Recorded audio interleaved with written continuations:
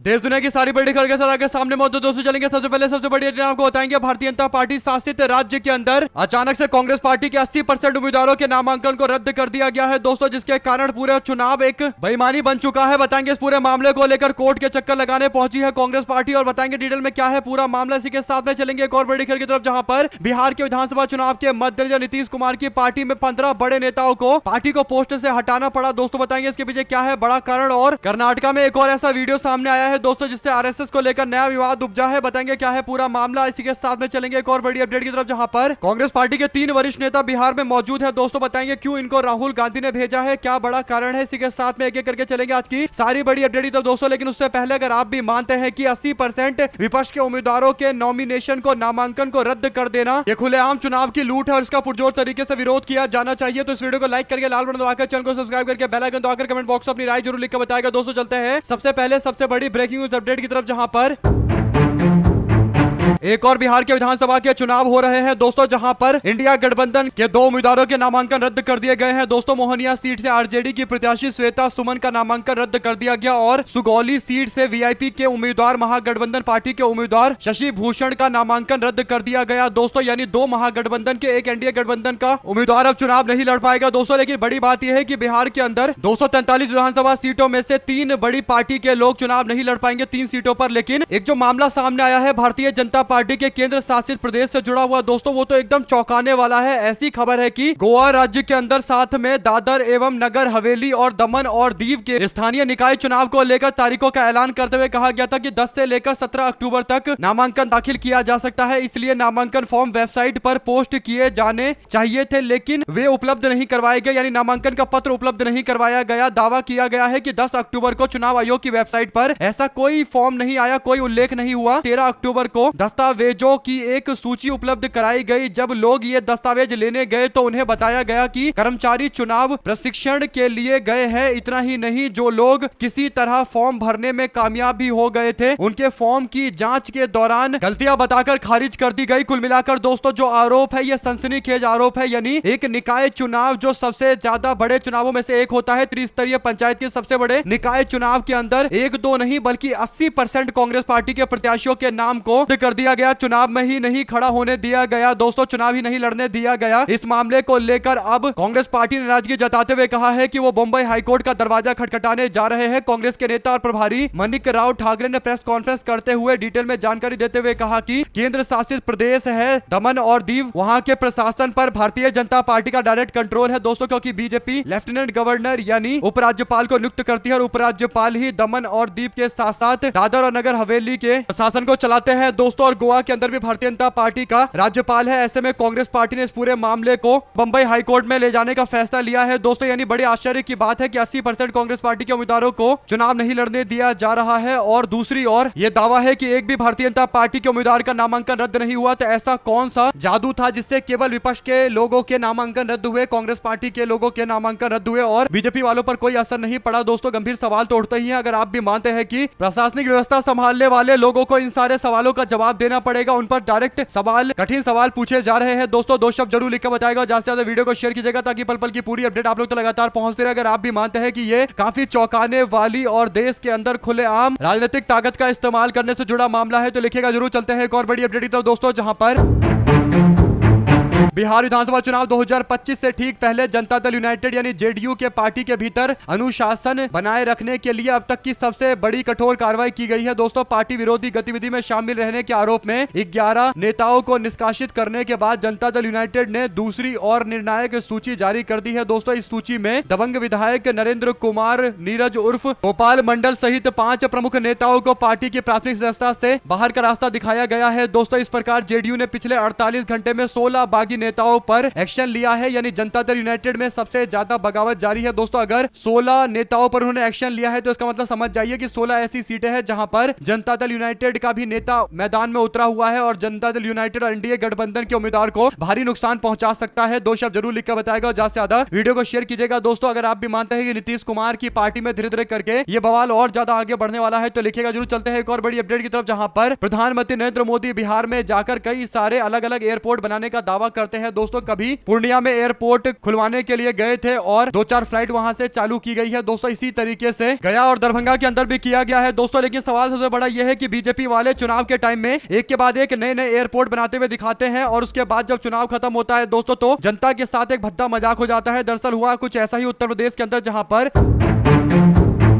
Bharatiya Janata party की सरकार ने उत्तर प्रदेश में 2 साल में 7 एयरपोर्ट का उद्घाटन किया दोस्तों। यानी 7 एयरपोर्ट को विधानसभा चुनाव के मद्देनजर बीजेपी ने उद्घाटन करके सोचा कि इसी के नाम पर वोट मांगा जाए। 2022 में इन्हीं एयरपोर्ट के नाम पर वोट मांगा गया था दोस्तों। अब जो खबर सामने आ रही है उसके अनुसार प्रधानमंत्री ने 6 का इनॉग्रेशन चुनाव से पहले किया था, जिसमें कुशीनगर इंटरनेशनल एयरपोर्ट से विदेश नहीं गई कोई फ्लाइट जो दावा किया गया था, यानी इंटरनेशनल फ्लाइट चलेगी ऐसा दावा किया गया। और हकीकत क्या थी दोस्तों? हकीकत यह है कि कोई भी इंटरनेशनल फ्लाइट यहां से गई नहीं। भोजपुरी में नरेंद्र मोदी ने कहा था कि रउआ सबनी के सपना पूरा हो गई। मंच पर सीएम योगी आदित्यनाथ 20 अक्टूबर 2021 को मौजूद थे दोस्तों। ये सारी बातें उत्तर प्रदेश के विधानसभा चुनाव के मद्देनजर हो रही थी, यानी एयरपोर्ट पर एयरपोर्ट दिया जा रहा था। और अब ये सारे एयरपोर्ट बंद हो गए हैं दोस्तों, जिसमें चित्रकूट एयरपोर्ट का भी नाम है, श्रावस्ती एयरपोर्ट का भी नाम है दोस्तों, और सहारनपुर के साथ साथ अलीगढ़, मुरादाबाद, चित्रकूट एयरपोर्ट का भी इसी तरीके का हाल है। और सबके पीछे अलग अलग तरीके के कारण है। ज्यादातर में यही बोला जा रहा है कि यात्रियों की कमी हो रही है, यात्रियों की कमी हो रही है, यानी बताया जा रहा है कि यात्री आ नहीं रहे आजमगढ़ एयरपोर्ट से। इसका सीधा मतलब यह है दोस्तों कि बिना प्लानिंग के बीजेपी सरकार के द्वारा आनन फानन में चुनाव से पहले ये उद्घाटन कर दिए गए। अगर आप भी मानते हैं कि यह साफ संकेत है कि 2024 के लोकसभा चुनाव में जनता को मूर्ख बनाने की कोशिश की गई। मार्च में ये 6 एयरपोर्ट खोले गए थे दोस्तों, उससे पहले 2021 में भी कुछ एयरपोर्ट खोले गए थे। अगर आप भी मानते हैं कि एक तरीके से लोगों को मूर्ख बनाने से जुड़ा मामला है और अब धीरे धीरे करके जनता इनको और ज्यादा एक्सपोज करने वाली है बीजेपी वालों को, तो 2 शब्द जरूर लिख कर बताएगा। चलते हैं एक और अपडेट की तरफ, जहां पर बिहार के नेता प्रतिपक्ष तेजस्वी यादव बिहार में एक बार फिर से जोरदार तरीके से ताबड़तोड़ रैलियां करने जा रहे हैं दोस्तों। तेजस्वी यादव के 28 तारीख यानी कल का जो शेड्यूल है दोस्तों, उसे देखिए किस तरीके से है। 10 बजे पटना से निकलेंगे, इसके बाद उनका आगमन होगा जनसभा करने के लिए मांझी विधानसभा सीट पर। इसके बाद वो तकरीबन 40 मिनट यहाँ सभा करेंगे और फिर वहां से निकलेंगे सीधा सारण के तरैया पहुंचेंगे, फिर वो जाएंगे मढ़ौरा सारण में जनसभा करने के लिए। इसके बाद उनका आगमन होगा अमनौर सारण की सीट पर। इसके बाद आगे बढ़ते हुए वे विधानसभा क्षेत्र परसा सारण पहुंचेंगे, फिर वहां से उनका आगमन होने वाला है विधानसभा क्षेत्र गरखा में, जो सारण का ही क्षेत्र है दोस्तों। यानी एक ही दिन में सारण जिले की सारी सीटों को कवर करेंगे। 2 शब्द जरूर लिखकर बताएगा इस पूरे मामले पर। अगर आप भी मानते हैं कि तेजस्वी यादव का जो प्रचार करने का तरीका है उसके आसपास भी कोई नेता चाहे महागठबंधन का हो या फिर एनडीए गठबंधन का नहीं टिकता है, अगर आप भी मानते हैं कि तेजस्वी यादव जिस तरीके से ताबड़तोड़ रैलियां करते हैं, यही अंतर होता है कि युवा नेता में और एक बुजुर्ग नेता में। बुजुर्ग नेता एक दिन में केवल 2 रैलियां कर पाते हैं, लेकिन तेजस्वी यादव जैसा युवा नेता ताबड़तोड़ 6-6, 7-7, 8-8 रैलियां कर देते हैं। ऐसे में जो भी आपकी राय है लिख कर जरूर बताएगा। चलते हैं एक और बड़ी अपडेट की तरफ दोस्तों, जहां पर बिहार विधानसभा चुनाव 2025 के बीच मोहनिया विधानसभा सीट पर राजनीतिक गतिविधियां तेज है। इस बार इस सीट पर आरजेडी और भारतीय जनता पार्टी दोनों की नजरें टिकी हुई है दोस्तों। आपको बता दें कि मोहनिया विधानसभा सीट से निर्दलीय प्रत्याशी रविशंकर पासवान को आरजेडी ने अपना समर्थन दिया है। आरजेडी की राजनीतिक रणनीति के तहत श्वेता सुमन का नामांकन रद्द होने के बाद पार्टी ने अपने उम्मीदवार को बदलकर रविशंकर पासवान को अपना समर्थन दिया है। रविशंकर पासवान छेदी पासवान के पुत्र हैं। अपने इलाके में स्थानीय समर्थकों के बीच में उनके अच्छे संबंध है दोस्तों। इस आरजेडी के समर्थन के ऐलान के बाद से स्थिति एकदम पलट गई है दोस्तों। जो जानकारी है उसके अनुसार राष्ट्रीय जनता दल के समर्थन के बाद अब छेदी पासवान खुद अपने पुत्र के प्रचार में जुट गए हैं दोस्तों। वरिष्ठ नेता है, उनको लेकर लोगों में एक भाव रहता है सम्मान का, इसीलिए अगर वो अपने बेटे के समर्थन में प्रचार कर रहे हैं आरजेडी के उम्मीदवार के पक्ष में, तो इससे माहौल जरूर इस सीट पर चेंज होगा। ऐसे में आप लोग की जो भी राय है लिखकर जरूर बताएगा। चलते हैं एक और बड़ी खबर की तरफ दोस्तों, जहां पर कर्नाटका में रेड्डी ब्रदर्स भाई का नाम काफी ज्यादा चलता है दोस्तों। रेड्डी ब्रदर्स बोलते ही लोगों के मन में जो बातें याद आने लगती है वो सारी बातें होती है कर्नाटका के अंदर जोरदार तरीके के करप्शन के मामले को लेकर। यानी 12-15 हजार करोड़ रुपए के सरकारी लोहे को बेच दिया था दोस्तों। यानी खनन करके जो लोहा निकलता था सरकार को पता भी नहीं चला और रेड्डी ब्रदर्स ने बेचकर 12-15 हजार करोड़ का घोटाला कर लिया था। इसके बाद वो बीजेपी में चले गए दोस्तों, जनार्दन रेड्डी और दोनों भाई। तो उनको पूरी तरीके से समर्थन मिला भारतीय जनता पार्टी का और बीजेपी में कई बार विधायक रहे। अब वही जनार्दन रेड्डी जो बीजेपी सरकार के विधायक रहे और भाजपा ने मंत्री के पोस्ट से भी नवाजा था दोस्तों। ऐसे में अब उनका एक वीडियो सोशल मीडिया पर वायरल हो रहा है, जिस वीडियो में आरएसएस के थीम सॉन्ग नमस्ते मातृभूमि गा रहे हैं। यानी नमस्ते सदा मातृभूमि वाला थीम सॉन्ग गाकर आरएसएस को अपना समर्थन दे रहे हैं दोस्तों। यानी सोचिए एक ऐसा व्यक्ति जो करप्शन में इतनी बुरी तरीके से लिप्त था और जेल भी गया, इसके बावजूद अब ये व्यक्ति आरएसएस के कपड़े में आरएसएस की तारीफ करते हुए अपने सारे दाग को धुलवाने की तैयारी में है। अगर आप भी मानते हैं कि ऐसे लोग जो आरएसएस के बारे में आकर बोलते हैं और आरएसएस की तारीफ करते हैं तो उससे समझ में आ जाना चाहिए कि आरएसएस वालों की असली विचारधारा क्या है। जब भ्रष्टाचार में लिप्त व्यक्ति जब आरएसएस की तारीफ करेंगे दोस्तों तो आप लोग समझ जाइए कि किन लोगों का फेवरेट है आरएसएस। अगर आप भी मानते हैं कि इस मामले पर संघ वालों को जवाब देना चाहिए तो लिखकर जरूर बताएगा। चलते हैं एक और बड़ी अपडेट की तरफ दोस्तों, जिसमें कांग्रेस पार्टी के राज्यसभा के सांसद इमरान प्रताप गढ़ी बीते दिन रविवार को बेगूसराय के बछवाड़ा पहुंचे, जहां पर इमरान प्रताप गढ़ी ने कहा कि यह चुनाव सिर्फ विधायकों का नहीं है बल्कि बिहार की सरकार बदलने का चुनाव है। यहां के विधायक मंत्री सुरेंद्र मेहता 66 साल के हैं। पार्टी के सांसद बछवाड़ा विधानसभा में कांग्रेस पार्टी प्रत्याशी शिव प्रकाश गरीबदास के समर्थन में चुनावी रैली करने के लिए पहुंचे तो उन्होंने कहा कि सरकार में खेल मंत्री किसी नौजवान को बनना चाहिए। यहां से चुनावी मैदान में एक तरफ 66 साल के बुजुर्ग है तो दूसरी तरफ एक साहब है जो 76 साल के हैं और तीसरी तरफ जो आपका प्रत्याशी है वो मात्र 31 वर्ष का शिव प्रकाश गरीबदास है। जिधर जवानी चलती है उधर जमाना चलता है। इन्हीं बातों पर ध्यान रखते हुए अपने प्रत्याशी के समर्थन में वोट की अपील कर रहे थे इमरान प्रताप गढ़ी दोस्तों। इसके बाद वो और भी कई जगह जाकर सभा करते हैं, लेकिन जो सभा उन्होंने बछवाड़ा के अंदर किया और जिस तरीके का उनको समर्थन मिला, कहीं ना कहीं कांग्रेस पार्टी के नेता इस बार अच्छी लड़ाई में है। और पिछली बार तो अकेले दम पर उन्होंने लगभग 40,000 वोट इकट्ठा कर लिए थे। इस बार तो शिव प्रकाश को पार्टी का सिंबल मिला हुआ है। देखते हैं क्या नतीजा सामने आएगा। जो भी जानकारी आएगी आप लगातार पहुंचाते रहेंगे दोस्तों। चलते हैं एक और बड़ी अपडेट की तरफ, जहां पर प्रधानमंत्री नरेंद्र मोदी का एक बार फिर से फोटो वायरल होने लगा दोस्तों, जहां पर नरेंद्र मोदी को लेकर अब कई सारे कठिन सवाल पूछे गए। आपको बता दें कि नरेंद्र मोदी एक झोपड़ी में जाते हैं दोस्तों। नरेंद्र मोदी जिस झोपड़ी में जाते हैं वहां पर प्लास्टिक की पेंट करवाई गई प्रशासन के लोगों के द्वारा। लोगों ने सोशल मीडिया पर कहा कि गरीब की झोपड़ी में प्लास्टिक पेंट, सिलाई मशीन बिल्कुल नई, इतनी नई की सिलाई मशीन का फीता भी अभी तक लाल ही पड़ा हुआ है और गरीब महिला बेचारी घर में भी आई कार्ड पहनती है। इतने साफ सफाई के बावजूद फर्श पर एक ही कलर के 4 कतरन बिखरे हुए हैं और गरीब की झोपड़ी में हजारों रुपए की हाई मास्ट लाइट पता नहीं किस लिए है। लेकिन सबको पता है दोस्तों कि नरेंद्र मोदी जहां जाते हैं वहां लाइट क्यों पहले से लगाया जाता है। आप लोग कमेंट बॉक्स में रीजन लिखकर बताइएगा। और फिर लोगों ने कहा कि ये झोपड़ी है या स्टूडियो है, ऐसी झोपड़ी में कभी गए हो आप लोग, यानी जनता से पूछा जा रहा है कि आप लोग कभी इस तरीके की झोपड़ी में गए हो दोस्तों। लिखकर जरूर बताएगा। एकदम सही सवाल उठाया जा रहा है। अगर आप भी मानते हैं कि नरेंद्र मोदी बार बार अपने फोटो खिंचवाने के लिए ऐसी जगह पहुंच जाते हैं जहां पर ऐसा साफ तौर पर दिखाई देता है कि प्रायोजित तरीके से पूरा सेटअप तैयार किया गया है और उसके बाद नरेंद्र मोदी को बुलाया गया है गरीब से मुलाकात करने के लिए, 2 शब्द जरूर लिखकर बताएगा दोस्तों। चलते हैं एक और बड़ी अपडेट की तरफ, जहां पर महाराष्ट्र के सतारा के अंदर दुष्कर्म उत्पीड़न से तंग आकर संपदा मुंडे ने अपनी जान दे दी दोस्तों। राहुल गांधी ने इस मुद्दे को उठाते हुए कहा कि एक होनहार डॉक्टर बेटी जो दूसरे का दर्द मिटाने की आकांक्षा रखती थी, भ्रष्ट सत्ता और तंत्र में बैठे अपराधियों की प्रताड़ना का शिकार बन गई। जिसे अपराधियों से जनता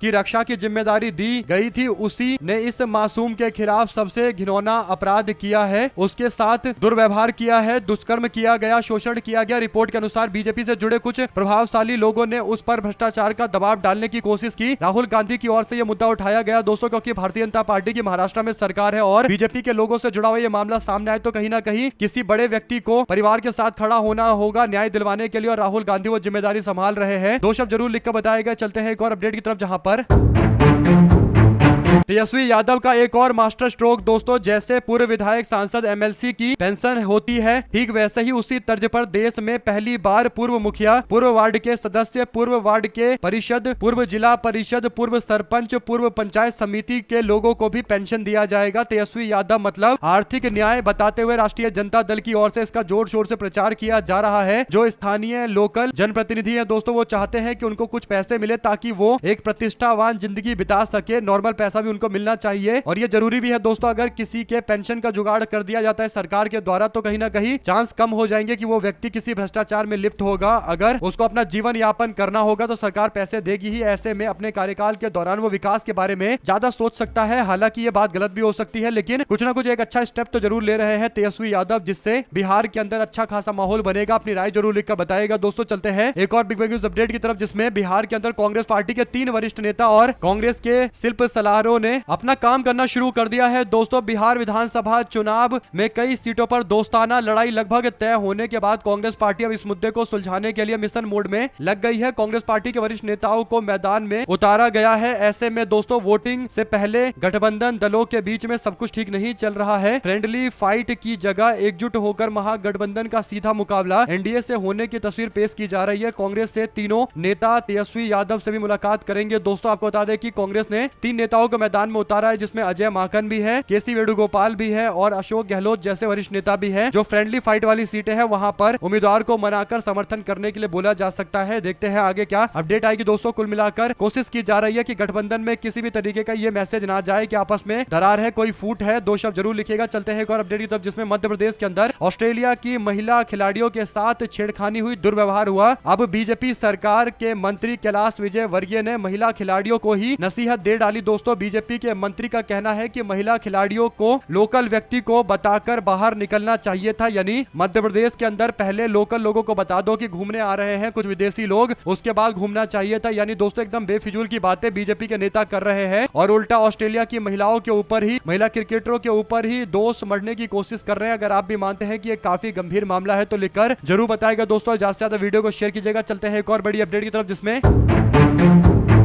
भारत के वरिष्ठ पत्रकार रवीश कुमार ने एक बड़ा दावा किया है दोस्तों। उन्होंने एक पोस्ट शेयर किया है। इस पोस्ट में लिखा हुआ है, कोबरा पोस्ट की ओर से एक कॉन्फ्रेंस की जाने वाली है 30 अक्टूबर को। इसमें कुछ बड़े खुलासे किए जाएंगे। जो दावा किया गया है उसके अनुसार दोस्तों एक बड़े उद्योगपति के द्वारा लगभग 41,000 करोड़ रुपए की धोखाधड़ी की गई है और पैसा 28,874 करोड़ रुपए को एक जगह से दूसरी जगह डाइवर्ट किया गया है। ये काफी गंभीर मामला है। इस पर आप लोग क्या प्रतिक्रिया देना चाहते हैं दोस्तों, लिखकर जरूर बताएगा। रवीश कुमार भी कहते हैं कि क्या होने वाला है वो लोगों से अंदाजा लगाने के लिए बोल रहे हैं। कोबरा पोस्ट वाले जब खुलासा करते हैं तो बड़े स्तर पर कहीं ना कहीं खुलासा होता है दोस्तों, और ऐसे में कोबरा पोस्ट की ओर से देखते हैं अब क्या ऐलान किया जाएगा। 30 अक्टूबर तक का इंतजार करना पड़ेगा। साथ साथ औरंगाबाद के पूर्व सांसद आनंद मोहन को ग्रामीणों के विरोध का सामना करना पड़ा। आनंद मोहन रविवार को बारुण प्रखंड के अंदर एक गांव में अपने बेटे चेतन आनंद के पक्ष में जनसंपर्क करने के लिए गए थे, जहां पर ग्रामीणों ने गांव के बाहर ही उनका रास्ता रोक लिया और नीतीश कुमार मुर्दाबाद के नारे लगाए। नीतीश कुमार के विरोध में नारे सुनकर आनंद मोहन भड़क गए और उन्होंने ग्रामीणों को कहा कि नीतीश ने जो कर दिया वो किसी के वश में नहीं है। हालांकि ग्रामीणों ने उनकी एक बात नहीं सुनी और आनंद मोहन वापस जाओ, चेतन आनंद वापस जाओ के नारे लगाए गए। ऐसा इसलिए हो रहा है दोस्तों क्योंकि चेतन आनंद आनंद मोहन के बेटे हैं और उनको गंगा पार की सीट से सीधा गंगा के दूसरी तरफ यानी मगध के क्षेत्र में चुनाव लड़वाया जा रहा, औरंगाबाद से चुनाव लड़ाया जा रहा है। इसीलिए भारतीय जनता पार्टी के वर्तमान नेता और विधायक की ओर से इस्तीफा दिया गया था और अब चेतन आनंद का विरोध और उनके पिता का विरोध भी डंके की चोट पर हो रहा है। दोस्तों बता दें कि चेतन आनंद औरंगाबाद जिले के नबीनगर से विधायक बनना चाहते हैं, इसीलिए वर्तमान नेता का भी टिकट काटा गया। दोस्तों दो शब्द जरूर लिखकर बताएगा। चलते हैं एक और बड़ी अपडेट की तरफ, जिसमें प्रधानमंत्री नरेंद्र मोदी और बीजेपी के लोग एक बार फिर से सवालों के घेरे में है दोस्तों, क्योंकि बिहार के अंदर विधानसभा चुनाव है। तो ऐसे में बीजेपी वाले इस बार छठ पूजा को लेकर काफी उत्साह दिखा रहे हैं। अचानक से भाजपा की सरकार दावा करती है कि वो 12,000 ट्रेन चलाएंगे, लेकिन बाद में वास्तविकता सबके सामने आ गई और अब बीजेपी की सरकार ने दिल्ली में सही से छठ पूजा मनाने को लेकर दावा किया था कि अगर उनकी सरकार आएगी तो छठ पूजा में किसी को कोई नुकसान नहीं होगा और लोगों को साफ सुथरा पानी मिलेगा छठ पूजा करने के लिए। लेकिन अब जो जानकारी है उसके अनुसार नरेंद्र मोदी के लिए एक घाट बनाया गया है दोस्तों, बल्कि यूं कहिए कि एक मॉडर्न घाट तैयार किया गया है जिसमें अलग से पानी भरा गया और यमुना जी से ये पानी जुड़ा हुआ नहीं है और इसके बाद अलग से यमुना किनारे पानी भर के लोगों से छठ पूजा करने के लिए बोला जा रहा है। और सोशल मीडिया पर विपक्ष के लोगों ने कहा कि ये कौन सा तरीका है छठ पूजा के लिए तैयारी करवाने का। मोदी भी हो सकता है इस घाट पर आ जाए, लेकिन असली वाला घाट तो वही होता है जो यमुना से जुड़ा होना चाहिए। तो फिर आखिर ऐसा कैसे हो सकता है कि बीजेपी के लोग अलग से घाट तैयार करते हैं दोस्तों, उसमें पानी भर देते हैं और दावा करते हैं कि हमने यमुना साफ कर दी है। अगर आप भी मानते हैं कि लाखों लोग यमुना में जाकर छठ पूजा मनाएंगे तो उनके लिए सुरक्षा की इंतजाम होने चाहिए, यानी उनके लिए जो पानी होना चाहिए बिल्कुल भी अशुद्ध नहीं होना चाहिए, एकदम शुद्धता से परिपूर्ण होना चाहिए। लेकिन भारतीय जनता पार्टी एक बार फिर से यमुना के मामले को लेकर एक्सपोज होती जा रही है। दोस्तों आप लोग अपनी राय जरूर लिखकर बताएगा। चलते हैं एक और अपडेट की तरफ, जहां पर पश्चिम चंपारण के अंदर बीजेपी के सांसद डॉक्टर संजय जायसवाल से मांगी गई 10 करोड़ रुपए की रंगदारी की रकम नहीं देने पर उनके बेटे को जान से मारने की धमकी दी गई। पुलिस के मुताबिक सांसद को 2 अलग अलग नंबरों से फोन आया था। सांसद की सुरक्षा बढ़ा दी गई है। अगर आप भी मानते हैं दोस्तों कि साफ तौर पर भारतीय जनता पार्टी की नीतीश कुमार की सरकार को एक्सपोज करते हुए जायसवाल ने बताया है कि उनको कई सारे नंबरों से धमकियां मिल चुकी है और बिहार के अंदर नीतीश कुमार को इस पूरे मामले पर जवाब देना चाहिए कि क्या वो अपने सांसद की सुरक्षा को सुनिश्चित नहीं कर सकते और इसीलिए सांसद को जान से मारने की धमकियां तक दी जा रही है। अगर आप भी मानते हैं कि ये बीजेपी की सरकार को एक्सपोज करने वाली पूरी खबर है तो अपनी राय जरूर लिखकर बताएगा। दोस्तों अगर आप भी मानते हैं कि दिलीप जायसवाल और नीतीश कुमार कुमार दोनों के दोनों इस मामले को लेकर एक दूसरे को एक्सपोज करते नजर आएंगे। शायद यही बड़ा कारण है कि बीजेपी के लोग अब जनता के सवालों के कटघरे में है। दोस्तों दो शब्द जरूर लिख कर बताएगा। चलते हैं एक और बड़ी अपडेट की तरफ, जहां पर मोहन यादव को लेकर इतनी ज्यादा नफरत भरी हुई है दोस्तों कुछ लोगों में कि वो धड़ाधड़ शो करते जा रहे हैं। दरअसल खबर यह है कि पहले बिहार में लालू यादव जी की सरकार थी तो बीजेपी के लोग जंगल राज का गुणगान गाते थे दोस्तों। उसके बाद अब एक भाजपाई के मुंह से कोई शब्द नहीं निकल रहा। अगर आप भी मानते हैं कि भारतीय जनता पार्टी के लोग बार बार बिहार के अंदर ऐसे धीरे धीरे करके एक्सपोज होते जा रहे हैं और आने वाले दिनों के अंदर ये एक्सपोज और ज्यादा होंगे, तो लिखकर जरूर बताएगा। अगर आप भी मानते हैं कि लॉ एंड ऑर्डर के मामले को लेकर बिहार में पूरी तरीके से भारतीय जनता पार्टी और उनके जनता दल यूनाइटेड की व्यवस्था ठप पड़ चुकी है, तो लिखकर जरूर बताएगा दोस्तों। और ज्यादा से ज्यादा वीडियो को शेयर कीजिएगा ताकि आप तक लगातार आगे भी इसी तरीके की अपडेट पहुंचती रहे। हमारे साथ लगातार जुड़े रहने के लिए सभी दोस्तों, भाइयों, बहनों, मित्रों का बहुत बहुत धन्यवाद। आप लोग देख रहे थे आपका अपना चैनल जय हिंद जय भारत। ज्यादा से ज्यादा वीडियो को शेयर कीजिएगा दोस्तों। बहुत बहुत धन्यवाद सभी दोस्तों का। जय हिंद।